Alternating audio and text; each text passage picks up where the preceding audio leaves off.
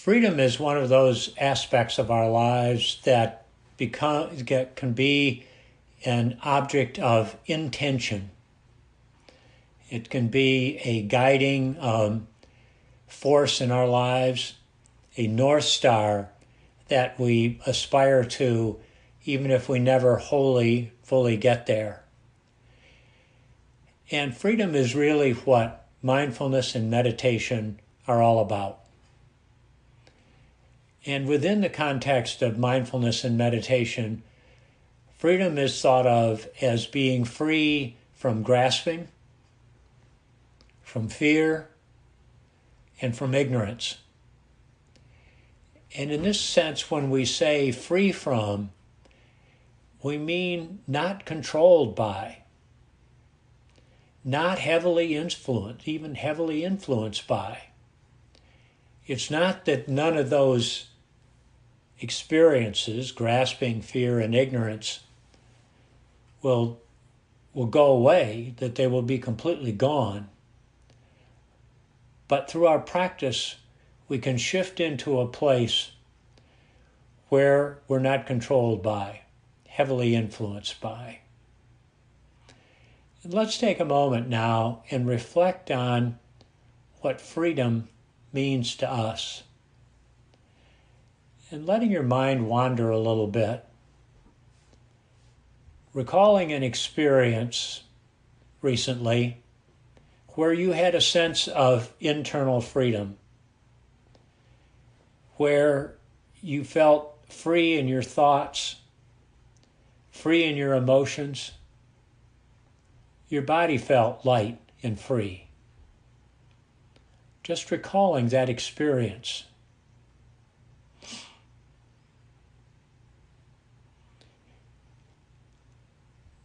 No need to analyze the experience, simply being present to it. Allowing that sense of freedom to be right there.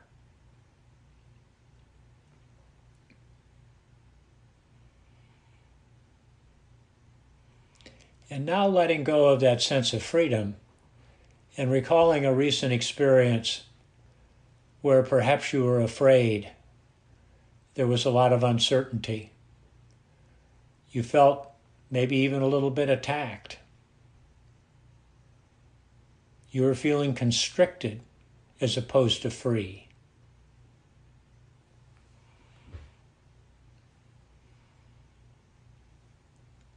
And again, noticing the quality of the thoughts, emotions, and especially the bodily sensations. What does it feel like to feel constricted?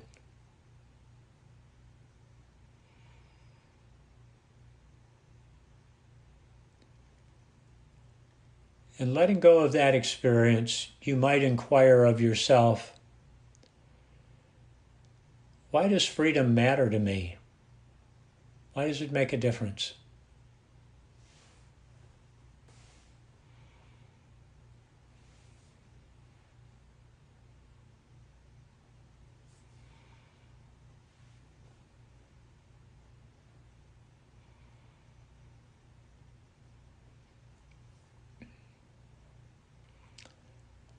So I want to share a couple of personal experiences that have to do with freedom. They're not huge, big, important experiences, but I think they make the point pretty clearly. Maybe 15 or 20 years ago, Kay and I were heading to Paris and then on to London for a week or 10 days. And we were flying through Philadelphia, and I'd made the flight arrangements, and the airline had booked us on a flight to Philadelphia and then on a flight to Paris. And we got to the airport and got settled in at the gate and discovered that the flight to Philadelphia was going to be late. And in this particular case, the airline had booked it in a way so that there was only about an hour and a half, maybe a little less, between the arrival of the flight in Philadelphia and the departure of the flight to Paris. And of course, the longer we sat there with the airline giving us less rather than more information, the more anxious I got about missing the flight to Paris. And as the experience went on, I began sharing with Kay these comments of self-recrimination about how could I have been so stupid as to book a flight with so little leeway in Philadelphia.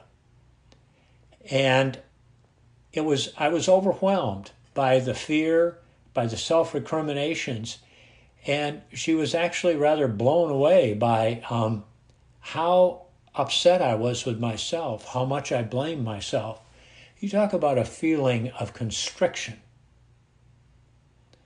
Overwhelmed by the fear. The fear had taken control of me.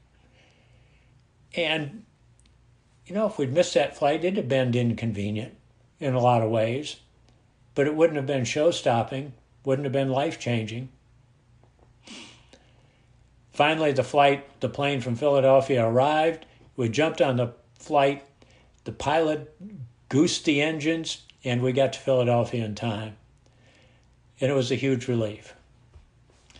So here's a contrasting experience that occurred maybe 6 or 7 years ago after I'd been practicing mindfulness for probably 7 or 8 years. I was in Dallas for the day and flying back to Richmond. And I got to the airport, and it was about that time when U.S. Airways was buying American Airways and changing the name to American. The deal had been publicly announced. They were in the process of fitting it all together. And I go to the U.S. Airways counter, and the attendant says, this flight is going to be late. And if it's going to be so late that you will miss your flight out of Charlotte. He said, if you're willing to wait a little bit and arrive home a little bit later than you were originally scheduled to, I can book you on the American flight that's direct from Dallas to Richmond. I said, great. So he did it, handed me the paperwork, and I headed off. I had to change terminals. I got from one terminal to the other. I was walking through the new terminal, and it suddenly occurred to me that I was no longer feeling the paperwork in my back pocket. And I reached in my back pocket, and the paperwork wasn't there. And I thought to myself, the chances are that the electronics are working here, and if I just go to the American gate, I'll be all right. But I'm not willing to take that chance. I think I'll just walk back to the U.S. Airways gate and have the guy reprint the paperwork. I walked back, he reprinted the paperwork, I went to the American terminal, more carefully securing the paperwork, got there, got on the flight, and got home. And here's the key. It wasn't until 24 hours later that I realized I'd made a mistake by putting the paperwork in my back pocket where it could easily be lost. There were no self-recriminations. There was no anxiety. I was in this place of space and openness. And that's what freedom is.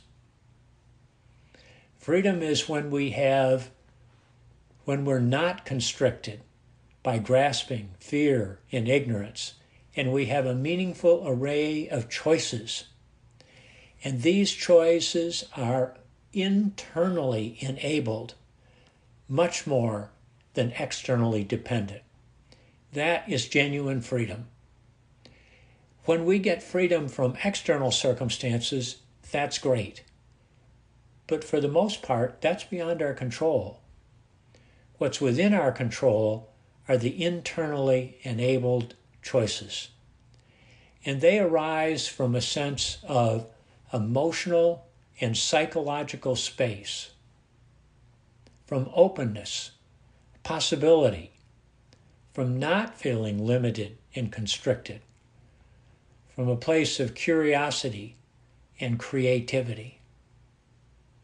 And space, this sense of spaciousness where we get to choose, arises from awareness-based practices. And these practices are what enable our being observers of the situation.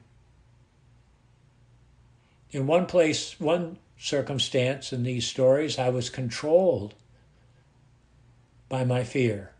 In the other, I was observing the situation. Oh, what are my choices here? I could go here or I could go there. I chose the less risky one.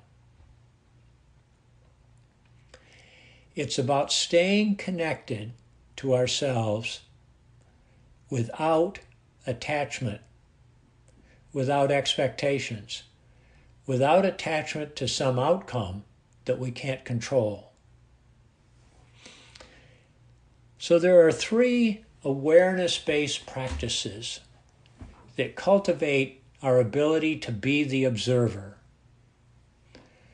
One of them is simply, in a meditation, noticing our thoughts, our emotions, and our sensations. Noticing them, allowing them to be present, and letting them go. I mean, after all, they're just temporary, they're just thoughts, emotions, and sensations. They all come and go in rapid-fire sequence in our being. So noticing, allowing, letting go is one practice for cultivating being the observer. A second is a concentration practice when we pay attention to our breath. That's about being present. It's about observing our breath with this great sense of presence. In one of the daily feeds that I get about mindfulness, last week the comment was, being present is an act of love. Being present to ourselves, being present to others, being present to the experience. It's an act of love. So concentration is the second practice. And the third is connecting with kindness. Staying connected. Staying connected with kindness. So let's do one of these practices.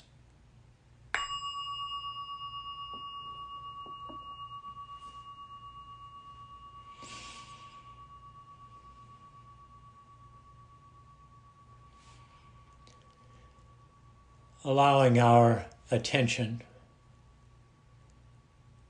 to be right here in this moment, in this space.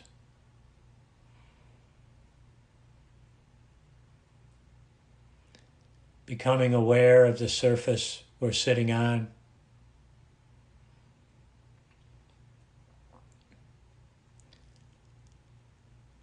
Allowing ourselves to settle in to that surface, given that it's supporting us.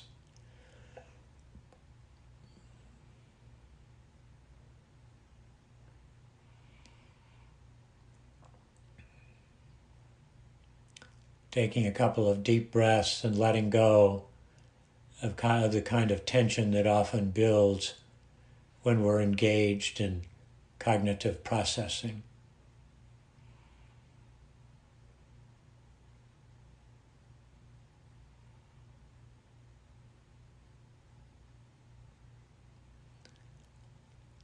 And noticing our breathing for a few moments is a way of concentrating, focusing, gathering our attention.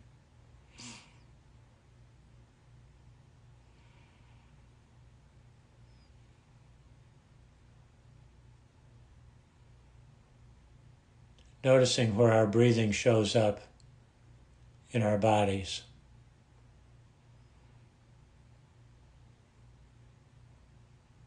Concentrating our attention there, being fully present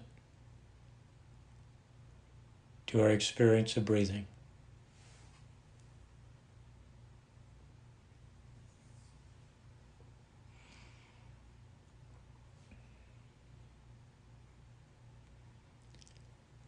And now expanding our awareness into observing our thoughts.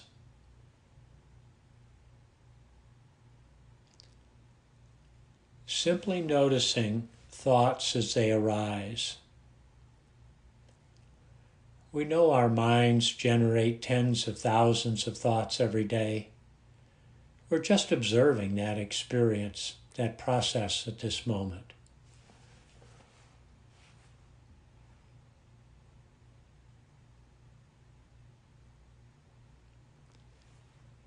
This is awareness. Awareness of thoughts, one by one.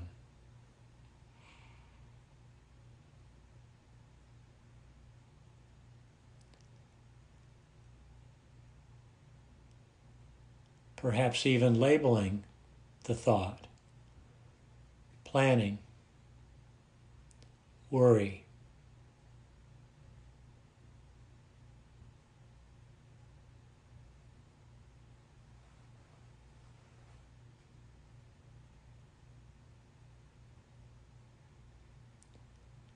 And allowing each thought to be present.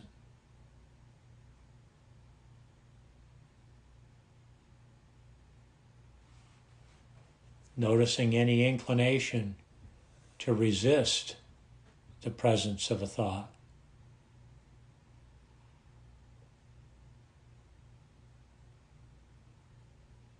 Noticing and allowing.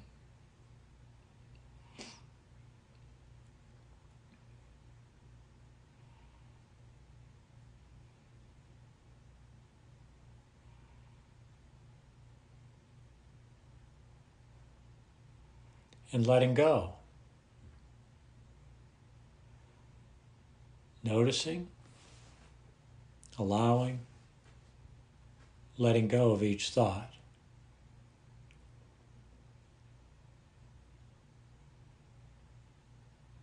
And perhaps another thought arises.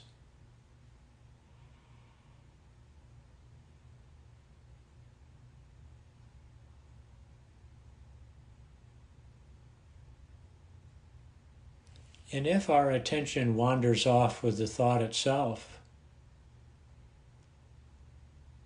stepping back into awareness mode, into observer mode.